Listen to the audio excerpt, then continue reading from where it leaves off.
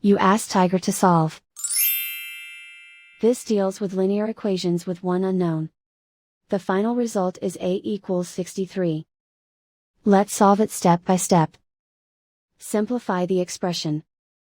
Combine like terms. Group all constants on the right side of the equation. Add 21 to both sides. Simplify the arithmetic.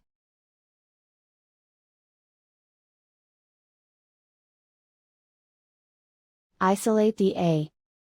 Multiply both sides by inverse fraction 3/1. Group like terms. Multiply the coefficients. Simplify the fraction. Simplify the arithmetic.